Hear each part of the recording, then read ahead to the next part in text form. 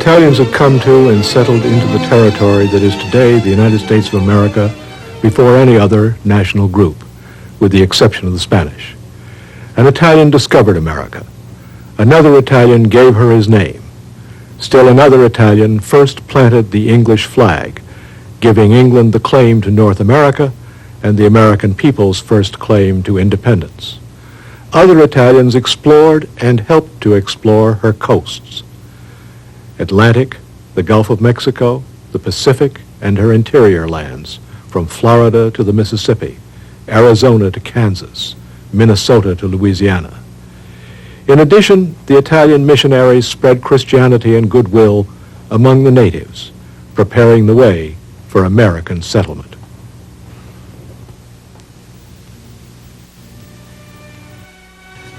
Until recently, American history books failed to recognize the contributions of the Italians. Indeed, even when the extraordinary achievements of those brave men and women were noted, names were changed, the Italian heritage masked, and the contributions went unattributed to the Italians. But now, through the dedicated research of Americans of Italian origin, a new appreciation of the contributions of Italians to the creating of America has emerged. The Italians have left their mark on America as philosophers, explorers, artists, inventors, bankers, soldiers, educators, missionaries, and settlers. As in all things, there was the beginning. At the close of the 15th century, this continent seemed to be waiting, a land destined to become the home of freedom, equality, and the pursuit of happiness was discovered. Although other footprints may have been found on its shores, there is no question the discovering, the nurturing, the creating of America started with Cristoforo. As in all things created, there is an art, and this art was truly the art of discovery. It required three forces to come together: the art of navigation, the art of portolani, sailing charts, and an artist whose yearnings made it happen. The artist, the master navigator from Genoa, the admiral of the ocean sea, Cristoforo Colombo. Genoa was one of many city-states in a land not yet recognized as a country. Italy did not become unified as a country until 1861. Therefore, Cristoforo and those that followed traced their origins to the city-states. But more important, they were from a people with centuries-old traditions, traditions recognized and respected throughout Europe. They were the people known as bold in their curiosities, keen in their observations, imaginative in their scientific applications, and strong-willed in commerce. From these traditions, the contributions of the Italians and the creating of America began. Was it not inevitable that the voyages of the great Italian navigators, Colombo, Caboto, Vespucci, Verrazzano, would then follow? Nor was it a coincidence that each of these navigators shared common origins. Each came from an Italian merchant colony, and each was recognized as an Italiani fuori d'Italia, an Italian outside of Italy. On August 3, 1492, it was a confident master navigator who set sail in his flagship Santa Maria, accompanied by the two smaller wooden ships, affectionately nicknamed the Nina and the Pinta, and driven by his unbreakable faith in God and his own destiny. The other Italiani fuori d'Italia navigators were to follow. Giovanni Caboto also lived in Genoa as a boy and was a contemporary of Columbus. In 1497, Giovanni, John Cabot in the history books, set sail under the flag of England in a single ship even smaller than the 68-foot Pinta. The significance of this voyage is beyond historical measure, since it was this voyage that gave England its claim to the mainland of North America and prepared the way for a long period of exploration leading to the founding of the English colonies in the New World. And like Columbus, his boyhood neighbor from Genoa, Giovanni Caboto was never to learn of the magnitude of the discovery. Amerigo Vespucci was not only an important navigator and explorer, but also gave his name to the two continents of this new world. Born into a leading upper-class family in Florence, he lived amidst a galaxy of great artists: Leonardo da Vinci, Michelangelo, Botticelli. Vespucci's voyages included exploring the South American coast in the early 1500s. His detailed accounts of his voyages continue to be appreciated by historians for being both vivid and controversial. In 1511, Mercator published a map with AME lettered across the northern part of the continent and RICA across the southern. Henceforth, this great continent became known as North America. A fourth great Italian navigator of the time was Giovanni da Verrazzano. Born 30 years after Vespucci and just north of Amerigo's Florentine birthplace, Verrazzano was raised in a stately villa. His writings reveal the mind and sympathies of a cultured person. It was Giovanni da Verrazzano who first sailed the eastern coast of America and discovered New York Harbor and the Hudson River 85 years before Henry Hudson. His eloquent writings describe the beauties of the harbor, the Palisades, and the lives of the Native Americans. Today, it seems especially appropriate that the great bridge in New York Harbor, named in his honor, stands in its stately beauty and gracious reserve as a symbol of Giovanni da Verrazzano's contribution to the creating of America. The art of the Italian navigators cannot be fully understood without an appreciation of the art of the Italian mapmakers. The Italian superiority was based on centuries of chart-making. This art of Portolani was recognized and appreciated by mariners throughout the Old World. Based on the centuries-old tradition in the Old World, it came as no surprise in Europe that the Mundus Novus, the New World, would be discovered and charted by Italians. And so it was. The entire Atlantic coast of the two Americas, from Labrador and Newfoundland to the Patagonia region of South America, was discovered and charted by Italians. Since Italy was not a country, she was not able to participate as a nation in the rewards of exploration. Therefore, it continued to be left to individual Italians to contribute to the creating of America. And so, even before America's struggle for independence, Italians were responsible for some of the most significant land-based explorations into the North American continent. Fra Marco d'Anizza. Just 15 years after Verrazzano's journey into the Bay of New York in the east, Father Marco took possession of an entire region in the west, now Arizona. He then went on to lead Coronado's famous and treacherous expedition into what is now Nebraska. So vivid was his narrative that it remains a classic for understanding the dangers and challenges of land exploration. In the arid, windswept, and dusty Southwest during the end of the 1600s, we find Father Chino. Over the years, he made journeys of hundreds and thousands of miles, serving as a priest to all people. He was an explorer, astronomer, cartographer, mission builder, cattleman, and defender of the frontier. He was the first person to develop the colonization of Lower California, and through his journeys, he proved for the first time that California was not an island.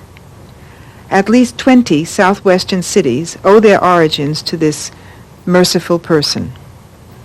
He was a man who easily identified with the native people through a demeanor of friendliness and trust. He has been called, undoubtedly, one of the greatest missionaries sent to America. Italian-led exploration into the heartland of America continued. Henri de Tonti, the man with the iron hand, called by many as one of the greatest explorers in the history of America. Tonti was a lieutenant to LaSalle when together they explored the entire length of the Mississippi from the Great Lakes to the Gulf of Mexico. His loyalty to LaSalle under incredible hardships was legendary. 15 years after LaSalle was murdered, Henry de Tonty continued to carry out LaSalle's work. He was the first to set sail on the Great Lakes. He was founder of the territory that became Illinois, colonizer of Louisiana and Arkansas. At one time, Tonty was called the father of Arkansas. But not all of the Italians who contributed to the creating of America reached its shores. One such person was Cesare Beccaria. His essay, entitled On Crimes and Punishments, first published in 1764, called for reform of the injustices in the penal codes in Europe. At first glance, one wonders how such a publication can be so significant to the creation of America. America had a much more fundamental need. In America, it was necessary to secure equality, justice, and the rights of all people in the development of the new legal system. Beccaria's book served as the basis for securing these human rights. He based his philosophy on a person's right to the pursuit of happiness, and it followed that all laws must further this goal. He held that laws that bridge unnecessarily the liberty of the citizen must be repealed. Beccaria's judicial philosophy was influential to the early thinkers of America.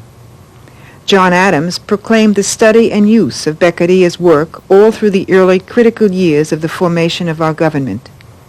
Significantly, Adams considered it so important he bequeathed Beccaria's writings to his son at the time of his death.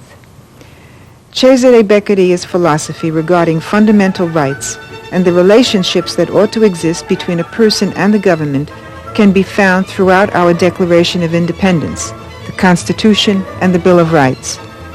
For indeed, to paraphrase Beccaria, we do hold these truths to be self-evident, that all men are created equal, that they are endowed by the Creator with certain unalienable rights, that among these are life, liberty, and the pursuit of happiness. But in the 1770s, America was faced with the struggle for liberty, for independence from England, and Italians were to be instrumental in that undertaking. One such leader was William Paca.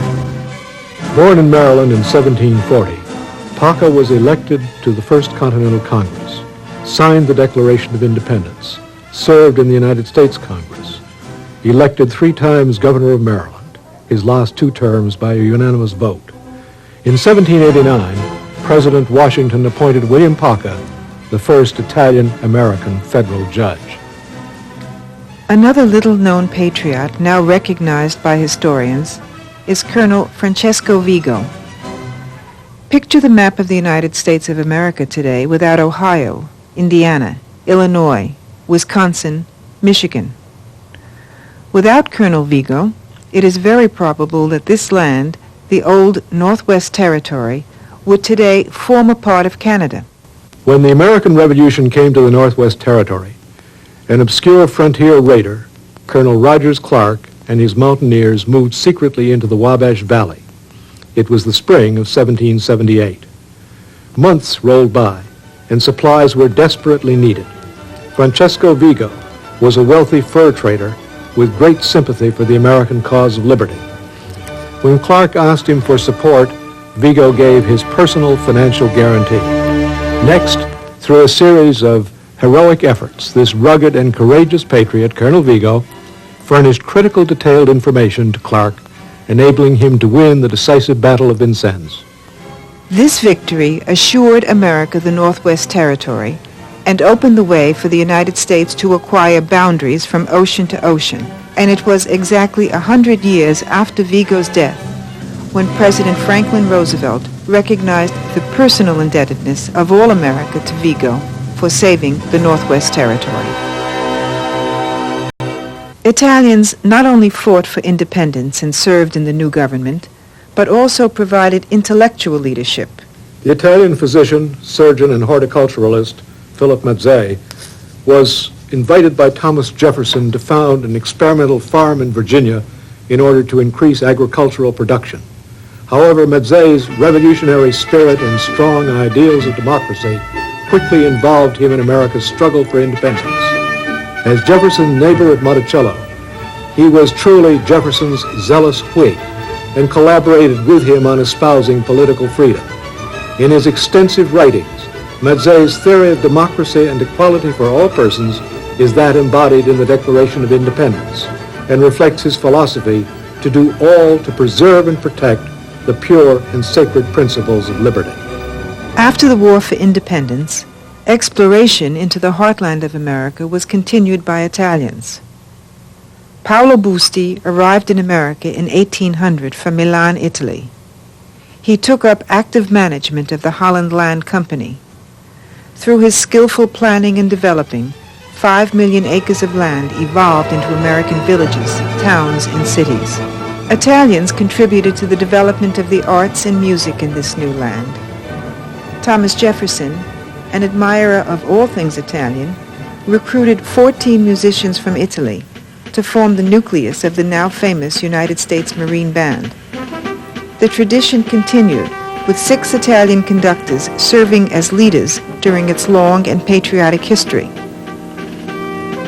The Italian influence extended to the development of the arts in America and the beautification and design of its public buildings. Perhaps the most famous was Constantino Brumidi, hired initially to decorate the Agriculture Committee Room in Washington.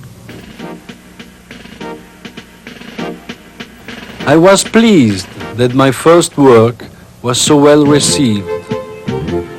During the next 25 years, I decorated practically every important area of the capital. My frescoes and statues reflect my Italian origins.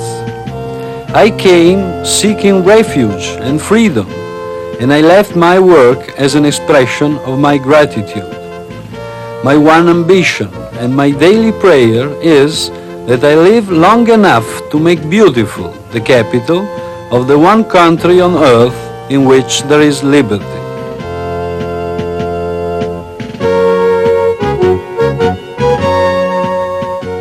The Park Theater in New York.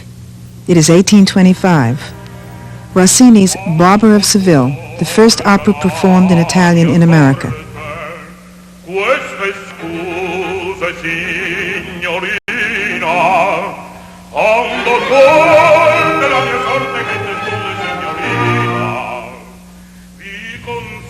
Just 7 years later, the Italian Opera House opens in New York. It is called the most magnificent theater of our time. Next, through the unselfish dedication of Ferdinando Palmo, the Palmo Opera House opened. Other opera houses were to follow. The Astor Place Opera House, the New York Academy of Music, and in 1883, the Metropolitan Opera House, just 58 years after the performance of the first Italian opera in America.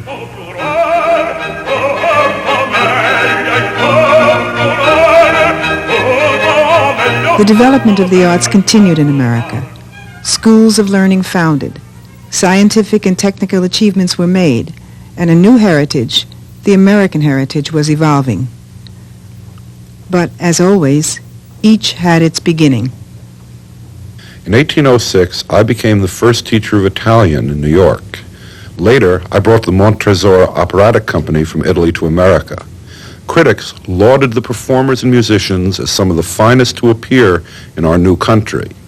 I'm best remembered today for writing the libretto of Mozart's Don Giovanni. I am Lorenzo da Ponte.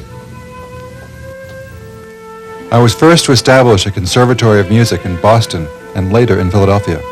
I am Philip Treita.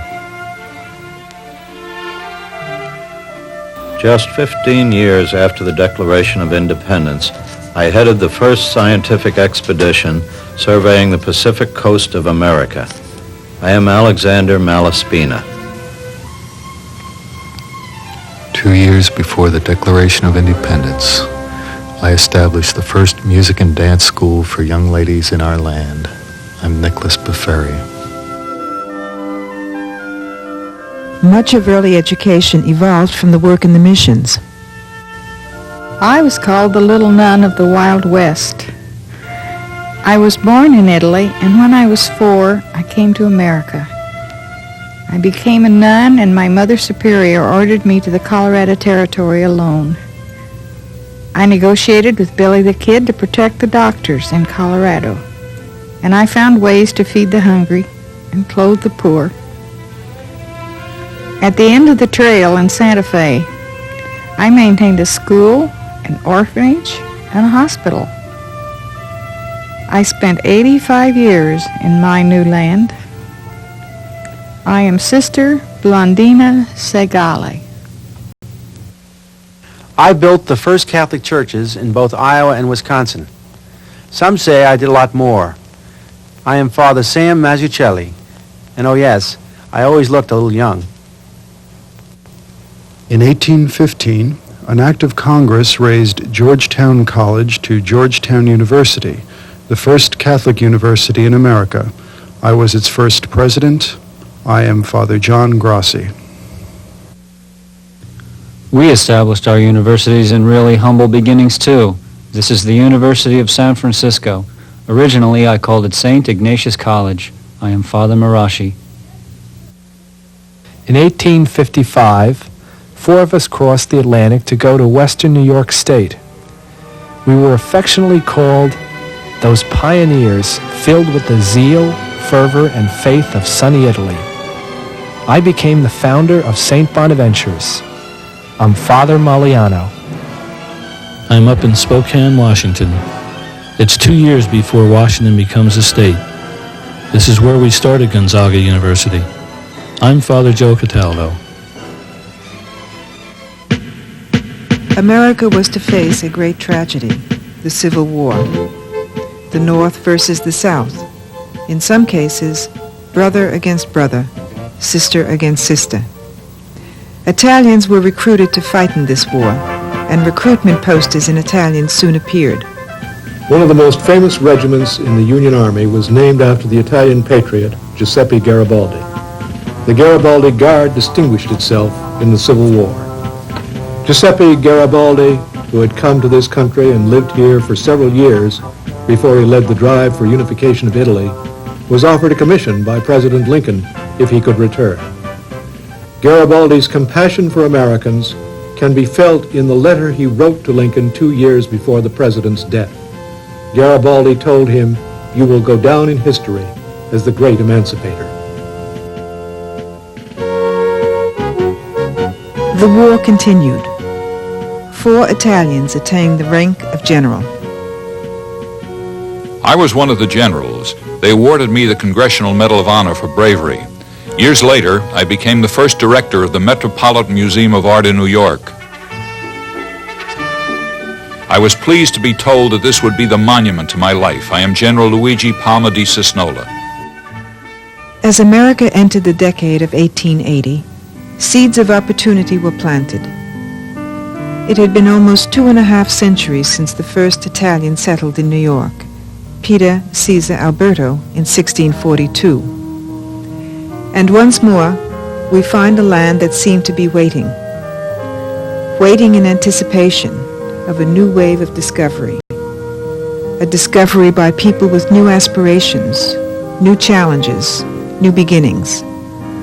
Once more, the land of opportunity reached out to those who came in the next age, the age of the immigrant. The creating of America continues.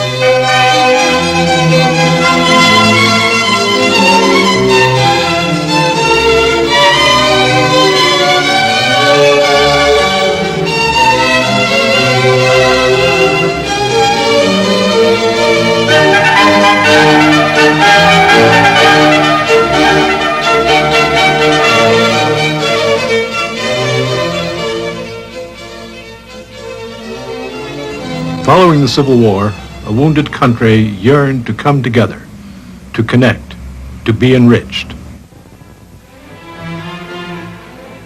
A new wave of Italian explorers came. They discovered a land becoming a nation. They came unrecognized as descendants of those who had preceded them, the Italian navigators, explorers, missionaries, artists, educators, and philosophers. And so it would be from these people the Italian contributions to the creating of America would continue.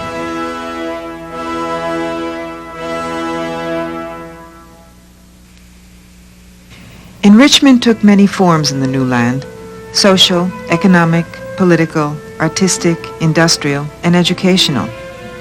In America, the Civil War was over, a president had been martyred, wounds were healing. In the United States and in Italy, each country was struggling for unification, and each country was experiencing great turbulence.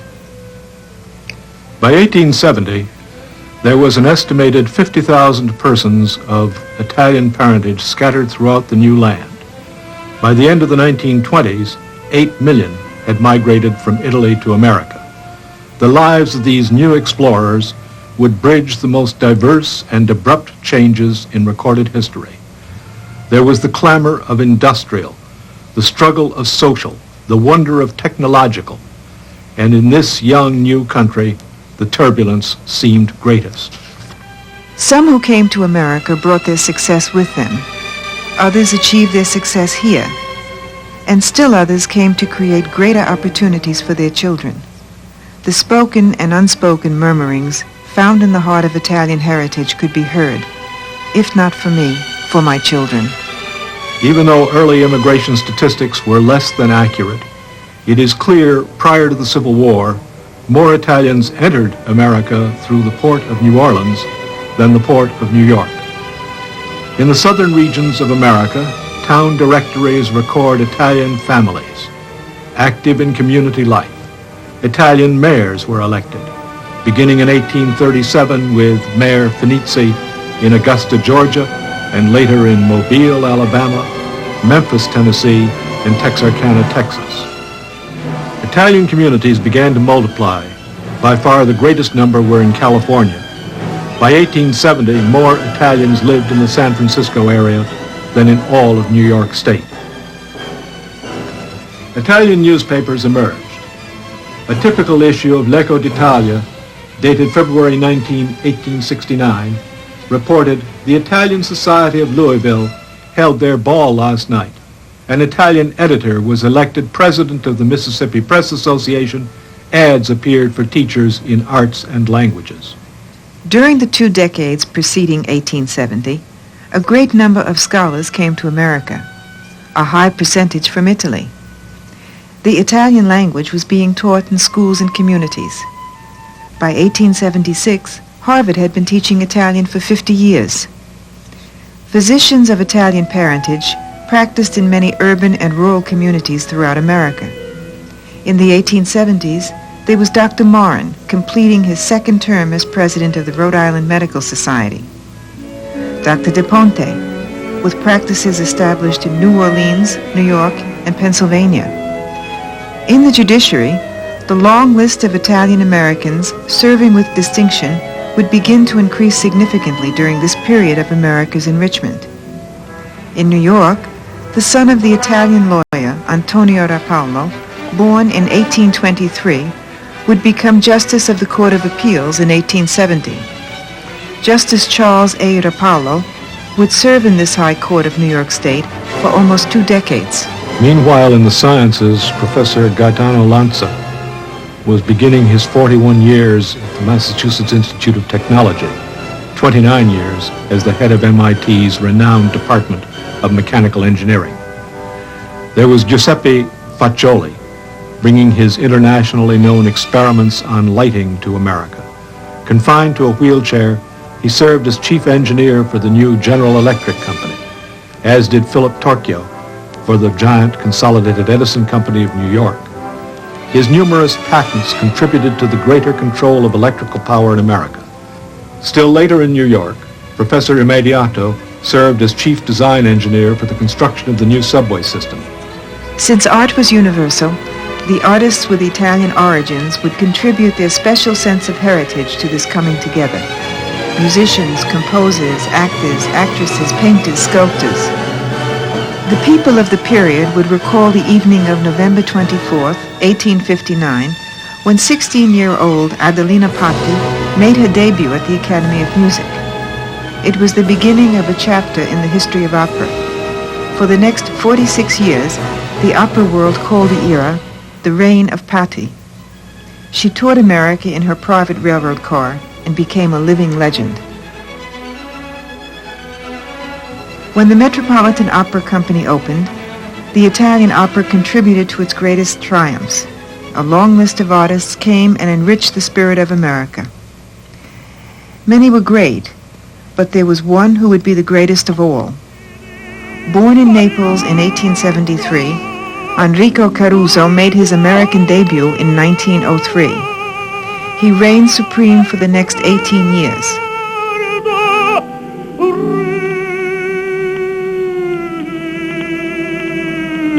When he died at just 48 years of age, impresario Gatti Casazzi eulogized, "I have heard all the great tenors of my time, but he was a unique artist with whom none compared.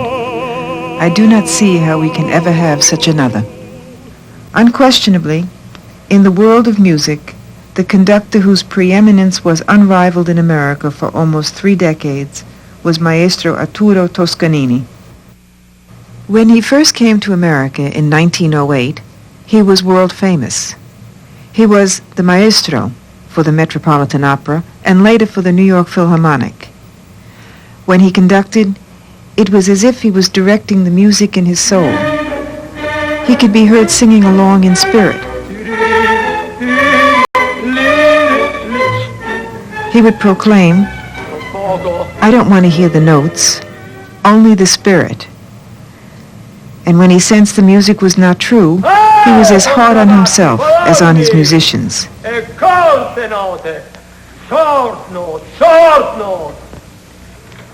Here was a man whose life bridged extraordinary social, political, and technological changes. In 1901, he conducted the Requiem for the composer Verdi at his funeral in Milan, and less than 4 decades later, he would be touring America with the NBC Symphony Orchestra. Still later, he would bring his music to a new medium called television. Maestro Arturo Toscanini contributed to America's enrichment by bringing classical music to more people in the United States than any other artist of his time. The love of music, so much a part of the Italian tradition, took many forms of expression. Perhaps the most popular was the Italian-American bands in America. Professor Pietro Cipollone's life depicts the contributions of many who came and enriched. Born in Chieti, studied under the leading teachers and composers of his day, came to America, raised his family, composed symphonic marches, organized and directed Italian-American bands, and for more than 4 decades instilled a love of music in his new land. Theater audiences in America marveled at the performances of the actors who came during this period. Although few in number, they left an indelible mark on the memories of theater-goers in this young new nation. In the 1880s, there was Tommaso Salvina, performing his Macbeth, hailed as unequal in poetic beauty, musical cadence, and artistic power. When he visited Congress, members were seen standing on their desks, cheering his presence. Equally amazing was Ernesto Rossi, his Hamlet considered an artistic incarnation never to be repeated. And then there was the long-awaited American debut of Adelaide Ristori.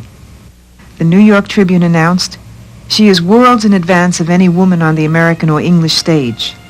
She first toured this new land in 1866 and completed her final tour in 1885, appearing in more than 60 cities as Mary Stuart.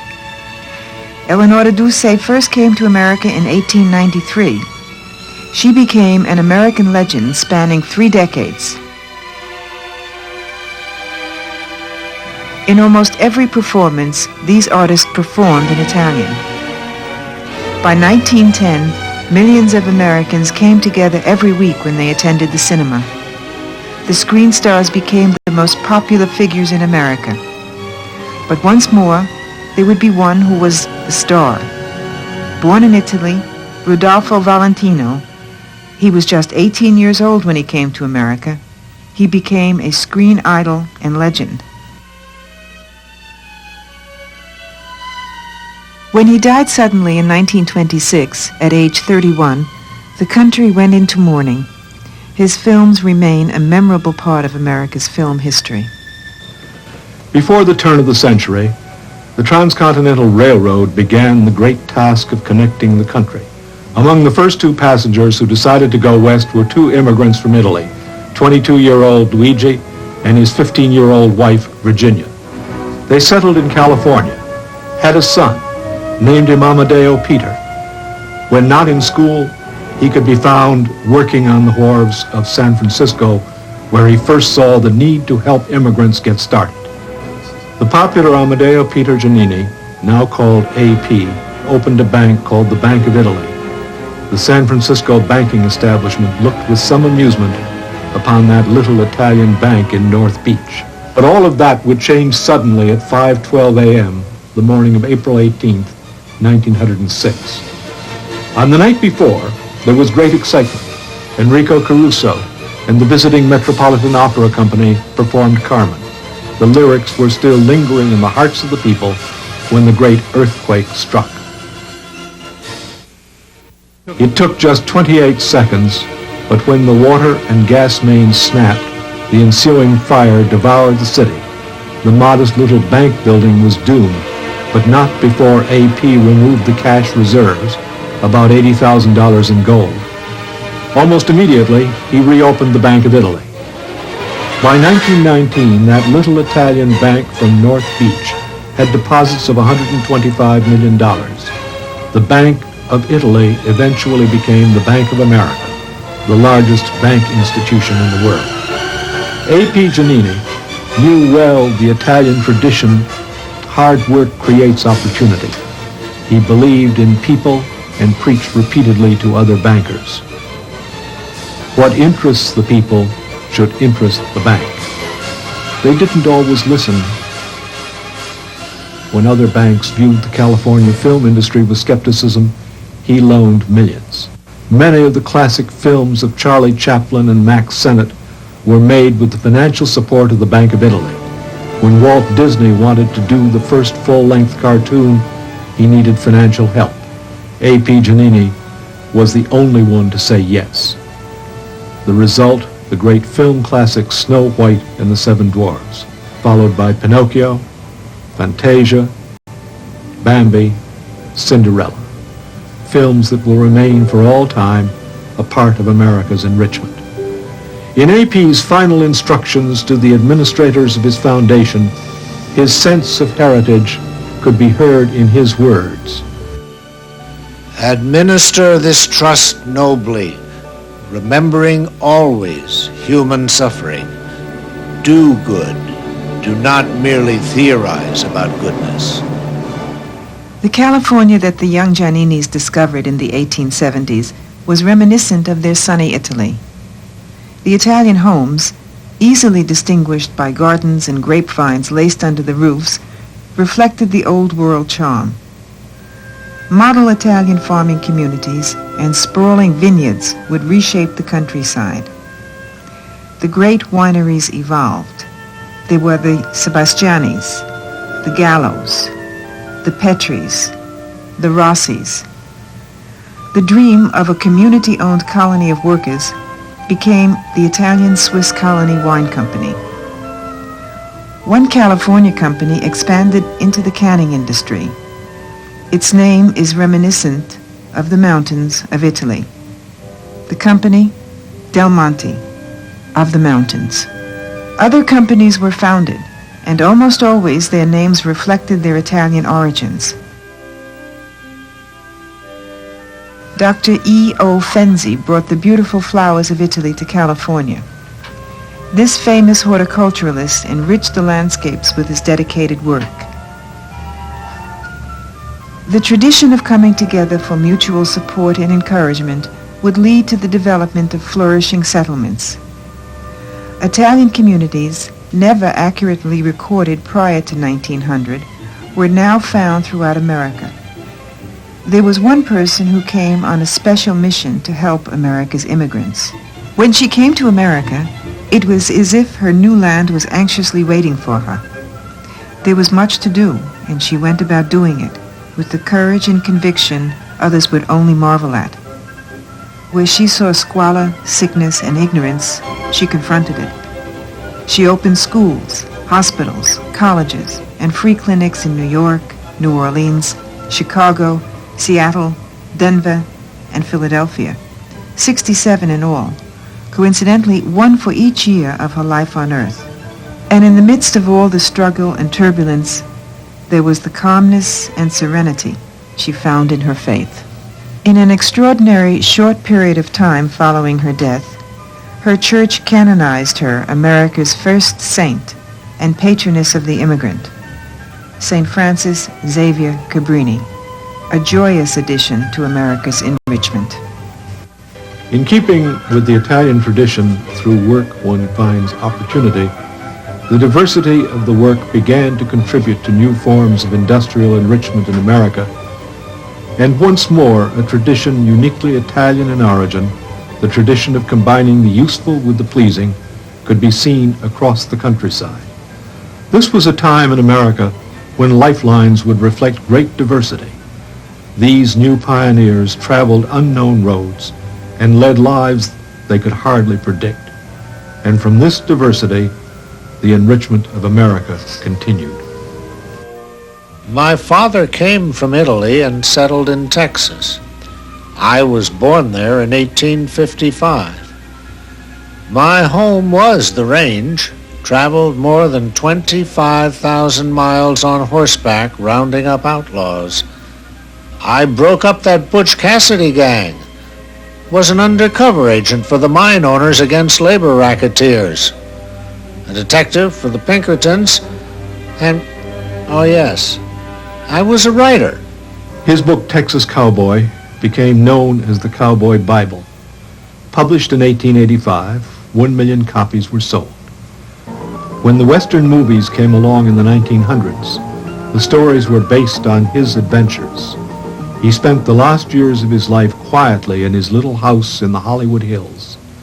The lifeline of Charlie Cowboy. Charles A. Siringo, 1855-1928. And there was the story, some say folklore, others fact, but reflective of the time in Texas. I had promised my immigrant father he would die in Italy.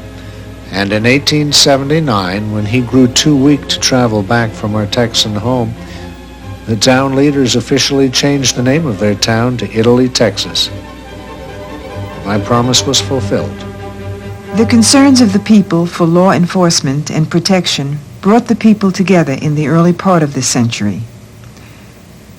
A question asked, but seldom answered correctly, is, who is the father of the FBI?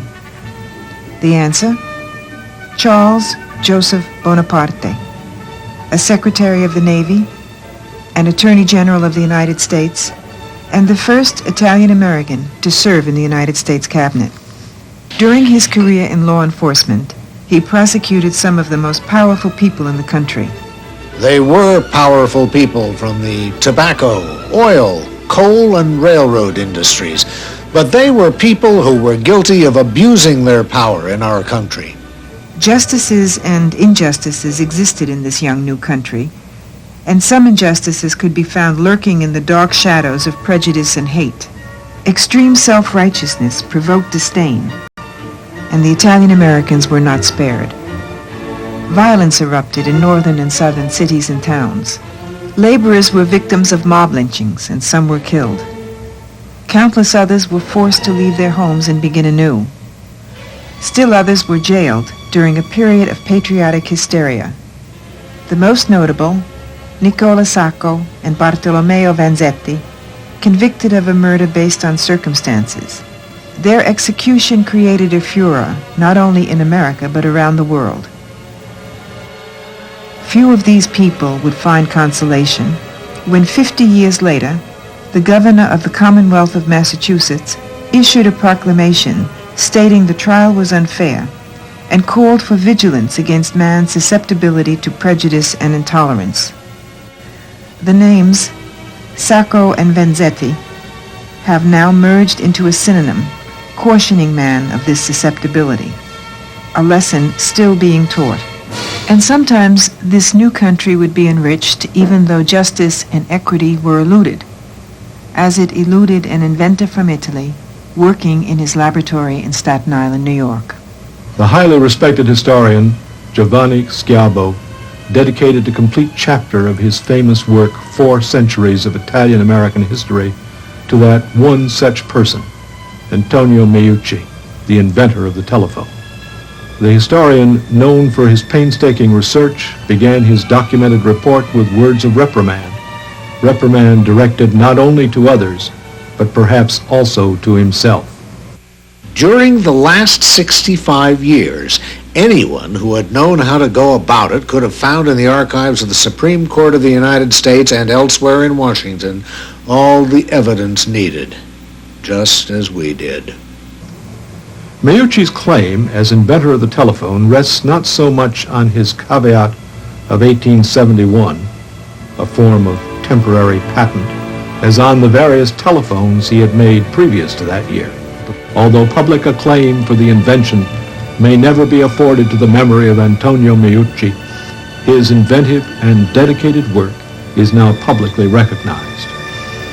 On December 30th, 1873, a boy was born in New York, a boy who would remind others of his Italian heritage. His grandfather Emanuel was born in Genoa. His father, Alfred Emanuel, was born in New York, and he was named after his father. This young boy, Alfred Emanuel, went on to become the 4-time governor of New York State and the first Catholic nominated for the presidency of the United States. The boy, Al Smith.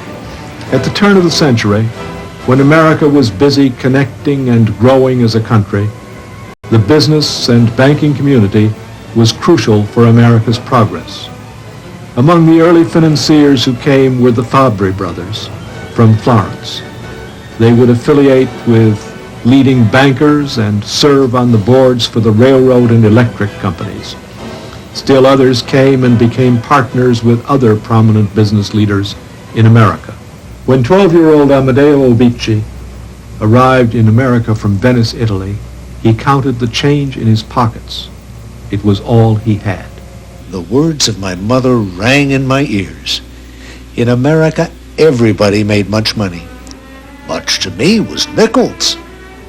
I remembered thinking, all the attention is on dollars, but there are 20 nickels in each dollar. Why not concentrate on nickels? 40 years later, he had altered the eating habits in his new country for all time. His business, the nickel pack of peanuts. His company, Planters. A gifted mathematician, Giuseppe Belanca, came to America in 1912. He established an aeronautical company, designed and built aircraft of superior quality at a time when most others were groping with function. His monoplane, the Columbia, flew nonstop from New York to Germany a few days after the historic solo flight to Paris by Charles Lindbergh. Itza Belanca remains a respected name in the field of aviation. A young lawyer took flying instructions from Mr. Belanca. Later, this lawyer pilot would be in charge of all American flyers in combat in Italy during World War I, a war where more than 1/4 of all foreign-born who served in the United States of America's Army came from Italy. And still later, the pilot would become the most popular mayor in America, Fiorello LaGuardia. His tell-it-as-it-is style made him a memorable person who thrived on fighting injustices wherever he went. A road that took him to Congress, where he hammered out the Norris-LaGuardia Act, the foundation of legislation to protect organized labor unions. His 3 terms as mayor of New York remain as a classic study for others interested in integrity, compassion, and humanity in public service.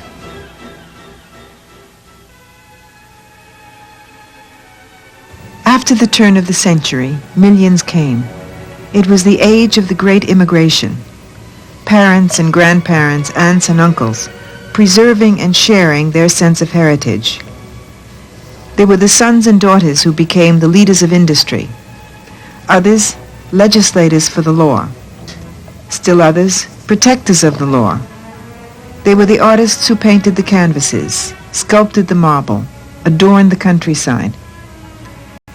There was the 5-year-old Teresa Caffarelli, arriving from Naples and fulfilling a lifetime dream. She would become the model of the peace dollar. Her husband, Anthony Di Francisci, the sculptor, 270 million would be minted, a sparkling contribution to America's sense of enrichment. There would be the recognition of the hundreds who came and published newspapers, contributing to the unmeasured enrichment of the printed word in a democracy. There was the congressional record honoring Mary Augusto for her 50 years of publishing the Italian Voice, a tradition continuing in America. And with the passing of the age of the Great Immigration, the creating of America continues.